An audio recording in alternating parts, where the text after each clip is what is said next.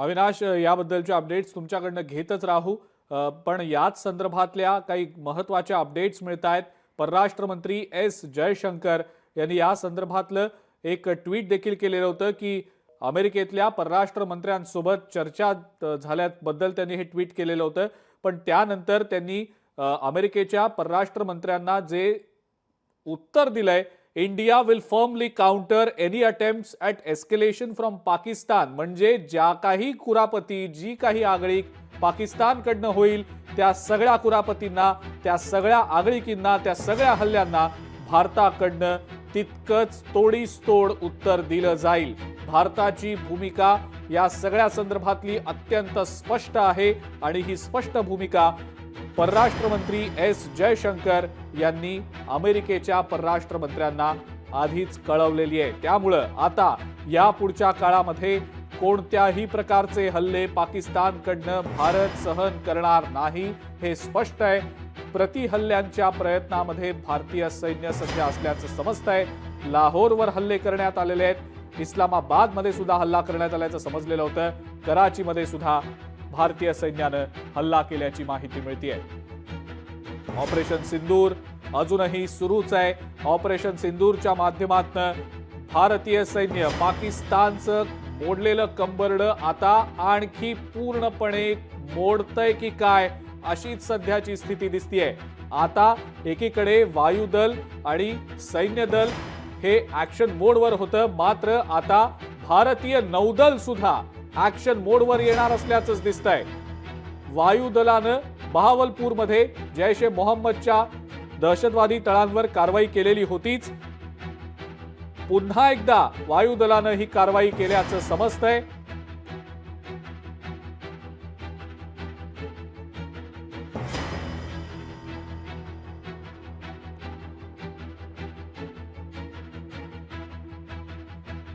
लाहोर पाठोपाठ इस्लामाबादमध्ये सुद्धा आता मिसाइल्स डागले गेल्याची माहिती मिळतेय.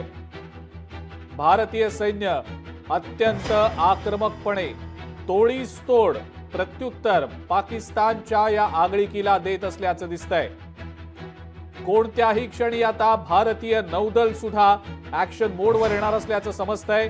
अरबी समुद्रातनं हा हल्ला नौदलातर्फे पाकिस्तानवर केला जाणार असल्याची माहिती मिळतेय.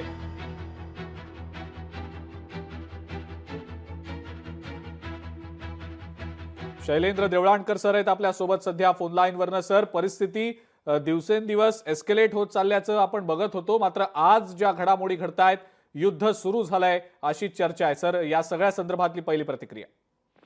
नाही, नक्कीच आहे. आणि आपण आताच आपल्या संरक्षण मंत्रालयाचं ट्विट आपण सगळ्यांनी पाहिलं असेल. त्यामध्ये आपल्या संरक्षण मंत्रालयाने स्पष्ट केलेलं आहे की भारताच्या सार्वभौमत्वाचं रक्षण करण्यासाठी आम्ही कटिबद्ध आहोत आणि त्यासाठी आपण कोणत्या हद्दीपर्यंत जाऊ शकतो याचाच अर्थ असा स्पष्टपणे होतो आहे की पाकिस्तान ज्या पद्धतीने आमच्या सिटीजला टार्गेट करत आहे, आमच्या नागरी वस्त्यांना पाकिस्तान टार्गेट करत आहे, जाणीवपूर्वक हा संघर्ष वाढवण्याचा प्रयत्न पाकिस्तान करत आहे. मला असं वाटतं की पाकिस्तानच्या लष्कराने विडा उचललेला आहे की पाकिस्तानला बर्बाद करून ठेवायचं, पाकिस्तानचे तुकडे करायचे. मला असं वाटतं की सुसाइडल आत्महत्या करण्याची त्यांची ही त्यांना कुरापत त्यांना सुचलेली आहे आणि त्याच पद्धतीने होत आहे. मला असं वाटतं की भारताने काउंटर अटॅक केलेला आहे. लाहोर असेल, रावळपिंडी असेल, या सगळ्या ठिकाणी इस्लामाबाद पाकिस्तानच्या राजधानीपर्यंत आपले ड्रोन अटॅक्स आता सुरू झाले. त्यांची एअर डिफेन्स सिस्टम आपण सकाळीच उद्ध्वस्त करून टाकलेली आहे. त्यांचं प्रत्येक शहर हे आता आपल्या क्षेपणास्त्रांच्या कक्षेमध्ये आहे. मुख्य म्हणजे अरबी समुद्रामध्ये भारतीय नौदल हे देखील सज्ज झालेले, INS विक्रांत ही देखील सज्ज झालेली आहे. आमचे ग्राउंड फोर्सेस देखील अत्यंत अलर्ट वरती आहे.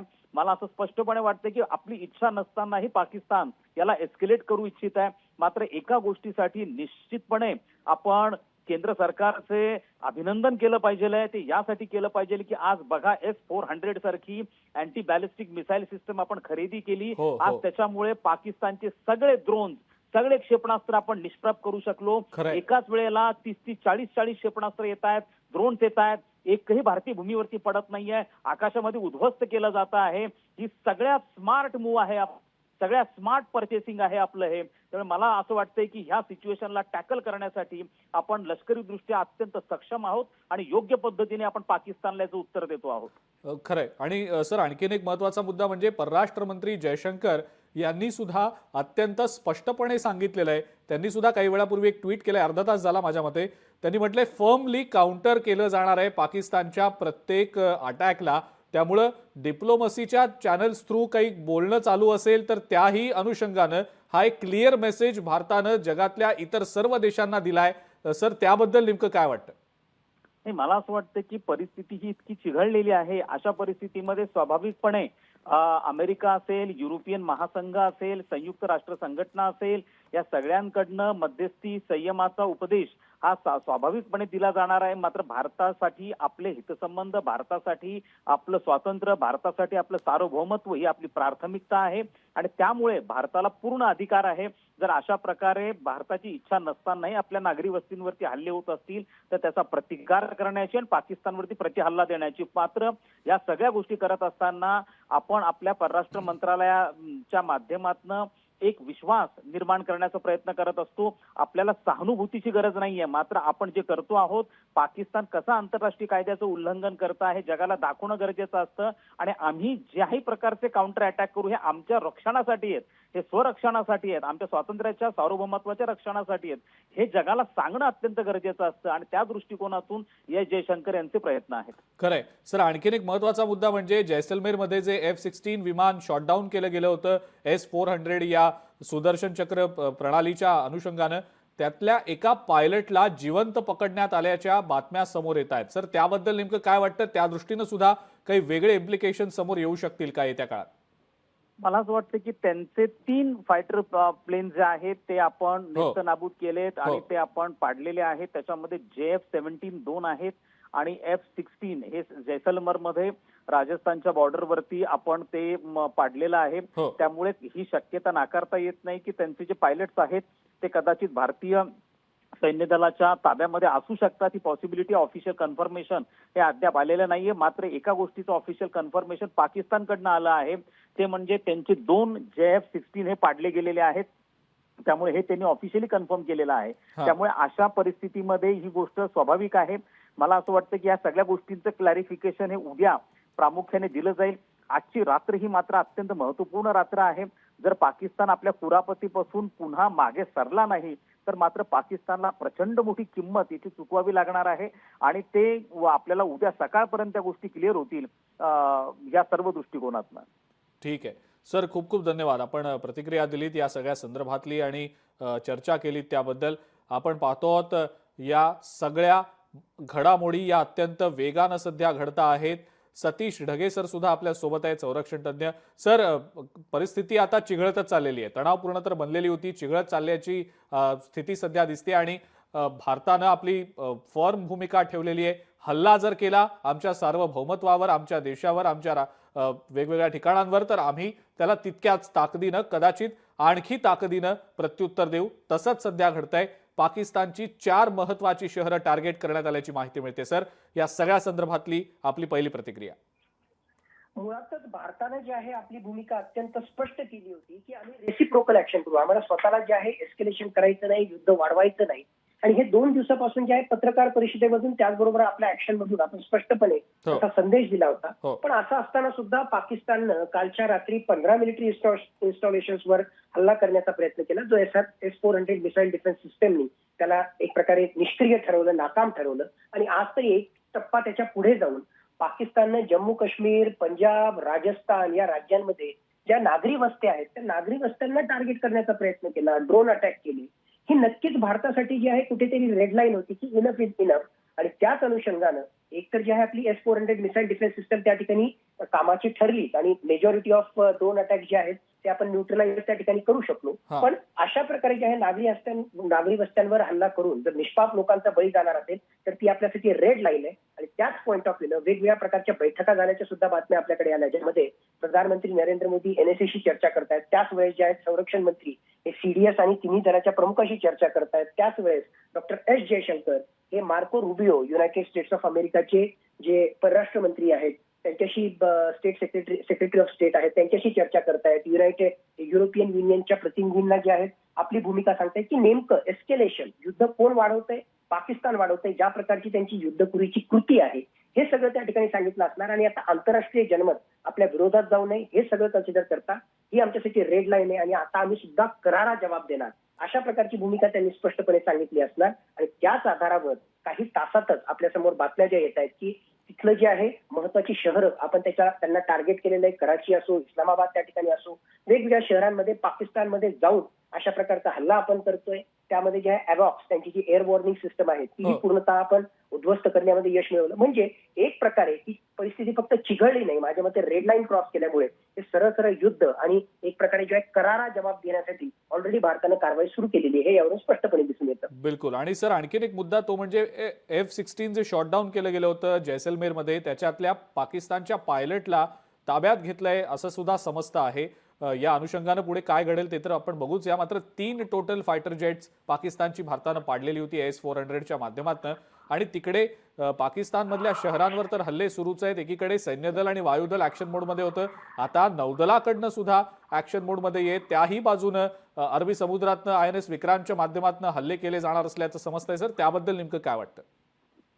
मुळात पाकिस्तानच्या ISPRनं काही तासापूर्वी ज्यावेळेस ती पत्रकार परिषदेमध्ये सांगितलं की आमची 2 फायटर जेट खाली पडली, म्हणजे खरं म्हटलं तर फार आश्चर्यकारक होतं. कारण पाकिस्तानचा आतापर्यंत इतिहास पाहता त्यांनी अशा प्रकारे ऍक्सेप्ट करणं त्यांचा जो आहे म्हणजे कांगावा करण्यामध्ये आणि हिरे तोही टांग उपर अशा प्रकारची नेहमीच त्यांची भूमिका राहिलेली आहे. पण आता कळतंय की त्यांनी जे आहे काय ऍक्सेप्ट केलं, यासाठी ऍक्सेप्ट केलं कारण त्यांचे फायटर जेट तर पडलेच पडले, पण त्या फायटर जेट मधला जो आहे जो पायलट तो सुद्धा पकडला गेला.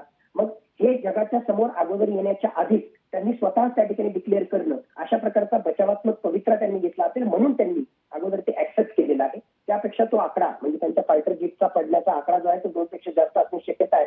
अधिकृतरित्या ज्यावेळेस माहिती येईल त्याच वेळेस त्यावर शिक्कामोर्तब होईल. आणि सायमल्टेनियसली म्हणजे जसं आपण पाहतोय की एअर स्ट्राईक्स होत आहेत, ड्रोन स्ट्राईक्स त्या ठिकाणी होत आहेत, आर्मी सुद्धा पूर्ण त्या ठिकाणी तयार आहे. आणि नौदलाच्या माध्यमातून भारताचं नौदल हे पाकिस्तानच्या नौदलापेक्षा खूप सामर्थ्यशाली आहे. मागच्या काही काळामध्ये INS विक्रमादित्य असेल किंवा त्याच्या आधी INS विक्रांत असेल, या विमानवाहू नौका ज्या आहेत एअरक्राफ्ट कॅरियर त्याच्या माध्यमातून जे भारताचा बाहुबली आहे राफेल सारखा तो सुद्धा उड्डाण घेऊ शकतो आणि पाकिस्तानची जी आहे पूर्णतः दानादान होऊ शकतो. 1971 मध्ये याच नौदलानं जे आहे कराचीचं ब्लॉकेड, नेव्हल ब्लॉकेड आपण केलं होतं आणि तशीच तयारी आता येणाऱ्या काही काळामध्ये नौदलाची होताना आपल्याला दिसते आणि नौदल सुद्धा त्या ठिकाणी पूर्ण तयार आहे. बिलकुल सर. आणि आणखीन एक महत्त्वाचा मुद्दा म्हणजे या सगळ्या एकीकडे घडामोडी घडत असताना अनेक ठिकाणी सिव्हिक डिफेन्सच्या दृष्टीनं सुद्धा मॉकड्रिल्स आणि ब्लॅकआउट्सच्या आपण बघितल्या गोष्टी घडलेल्या. मात्र आता यापुढच्या काळात बॉर्डर सिक्युअर करणं, इंटरनल सिक्युरिटी वाढवणं हे तर गरजेचंच आहे. मात्र सिव्हिक डिफेन्सच्या दृष्टीनं सुद्धा अत्यंत गांभीर्यानं विचार होणं आणि त्याचे इम्प्लिमेंटेशन होणं गरजेचं वाटतं सर?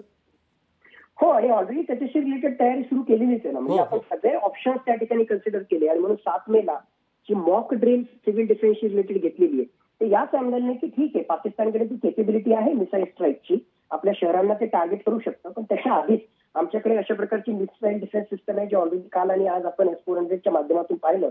पण असं जरी असलं तरी कुठलीही missile defence system, air defence system ही 100% प्रूफ नसते. यातून जे आहे काही टक्के ड्रोन किंवा काही टक्के एरियल स्ट्राईक जे आहेत ते खरोखरच होऊ शकतात. आणि अशा बातम्या येतात की काही ठिकाणी स्फोट झाले, मग नेमके कुठे झाले आणि त्यातून काही नुकसान झालं काही काळानंतर आपल्याला त्या ठिकाणी कळेल. पण समजा जर असे झाले, स्ट्राईक झाले, तर आपलं कमीत कमी नुकसान व्हावं म्हणून तिथे नक्कीच माझ्या मते जे सिव्हिल डिफेन्स ड्रिल आपण केलं त्याच्या माध्यमातून वित्तहानी आणि मनुष्यहानी कमीत कमी व्हावी यासाठी प्रत्येक नागरिकाचं रिस्पॉन्सिबल बिहेवियर असणं आणि अशी तयारी असणं, ब्लॅकआउट त्या ठिकाणी करणं ज्याच्या माध्यमातून एरियल जे स्ट्राईक्स आहेत तर ते त्यांचा निशाणा ते चुकतील किंवा सामान्य लोकांचं सुद्धा संरक्षण मोठ्या प्रमाणावर होईल यासाठी ह्या सगळ्या रेड सायरन असेल किंवा क्रॅश ब्लॅकआउट असतील यासारखे मेजर जे ते कामाला येत आहेत आणि ऑलरेडी त्याच्याशी रिलेटेड प्रॅक्टिस आपण सुरू केलेली आहे. त्याचा फायदा नक्कीच भारताला सुद्धा होईल. ठीक आहे, खूप खूप धन्यवाद आपण जी माहिती दिली त्याबद्दल. आणि याच संदर्भात तुमच्याकडनं सातत्यानं आपण माहिती घेणारच आहोत, चर्चा देखील तुमच्यासोबत करणार आहोत. मात्र तुर्तास धन्यवाद, आपण संवाद साधला त्याबद्दल. धन्यवाद.